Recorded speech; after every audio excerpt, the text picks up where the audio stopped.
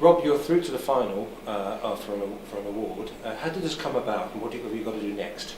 It come about through Andrea, our relations officer, and basically we just entered as a group, and myself entered, and next we've just got to go for a cook-off at Colchester Institute, and yeah, go from there. It's on the 16th. What's a cook-off? What is a cook-off, and have you ever done that before? I've done it when I was in college, so many moons ago, and basically you've got to do 3 courses. The starter has to be with an oyster, the main course has to be with a chicken dish, and dessert is a bag, ready steady cook type bag that you get given on the day. Are you pleased with the progress of the restaurant? I am pleased with the progress of the restaurant. It is going very well at the moment. Afternoon teas are very busy, dinner's picking up nicely. The word seems to be getting about, which is good. You're very proud, obviously very proud of what you do, but you also enjoy when diners have come here, if they're interested in having a conversation, explaining what you do and how you go about the dishes. I haven't got a problem in coming out to see the guests, good or bad. So I don't mind coming out if anyone asks for me. I do like talking to the customers. I like seeing the joy on their face of what we've produced within the kitchen. It is good to see, and it's a good team morale as well for everyone.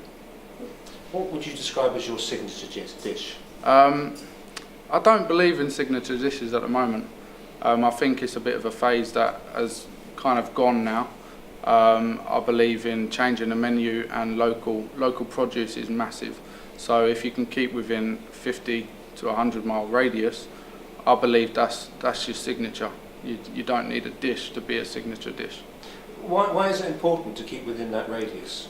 Just because of guides, they like within 50 to 80 to 100 miles, and really people like to know where they're getting their food from. If you could tell them the name of the cow they were eating, then they'd like that as well, you know. It's 11 o'clock in the morning. Backstage in the kitchens is it always as laid back as it seems at the moment? I do try to keep it that way, yeah. I don't like it rushed around until it needs to be.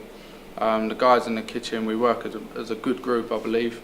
I haven't worked in a place where it's so relaxed, and I do like to keep that. I've worked in a lot of places where you get stuff thrown at you, you get swearing and shouting, and I don't like that, so I try to keep it calm in there. Can you tell us a little bit about the chef's table? Basically on a Friday or a Saturday evening, it's exclusive table, up to 6, but you can squeeze 8 if I'm in contact with a customer. From the off, they get a personalised service. So from the time they ring up, they take the booking, take the number, contact details, and I'll get back to them personally about their booking for 6 to 8 people. I'll speak to the guests, the person that's booking the experience, and I'll ask them if they like shellfish or any allergies or stuff they do like, don't like, they haven't tried before. So from the office, it's a massive experience, and the guest tells me, then I go back to my team, and we sort of run a menu of what they don't know they're going to get. So it's quite a good experience, and the dessert that comes out is a table dessert, which no other place I know of does. And they'll have a centre stage dessert in the middle of the table, and they'll all dig into it. So if you know the guests, it's a lot better. Andy, you're coming up to 2 years working here at the Garden Restaurant, Orsett Hall. Enjoying it? Yeah, it's really good, love it. Best part's probably working with the team and getting to do exactly the food we want and how we want to do it. Is teamwork important? Yeah, definitely. Like, we see each other more than we see our family. So obviously, like, if you're not a team, you'll probably end up killing each other. So. And in the 2 years, have you learned a great deal? Definitely, yeah. Like the amount of business we do here, and with the functions and the restaurant, obviously most importantly. But we have weddings and conferences and that sort of thing. So you have to learn to be organised, and preparation obviously is really important. You mentioned learning. Are you a better cook now, or better chef? Is the right word now than you were 2 years on? I would say so, yeah, because obviously the better the food you try and do, and the more accomplished cooking you try and do, obviously the better you have to make yourself, or try to make yourself, and obviously you learn the more different techniques you try and pick up and do along the way. And you're going forward to a final, which involves a cook-off. Can you explain a little bit about that? Yeah, it's basically the Essex Tourism Board, the Essex Chef of the Year. It's basically you submit a menu at the start of the year, they give you the ingredients you have to use or they want you to use, and then you submit the dishes you think would be the best, and then they pick 3 finalists, and luckily I was one of them. What do you enjoy doing the most? What do you enjoy preparing or cooking?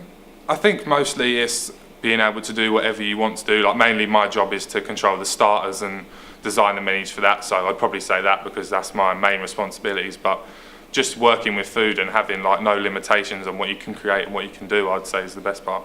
Now, you have many excellent starters, I can tell you that myself. But if you had to pick out one and say to people, have a start with this, what would it be?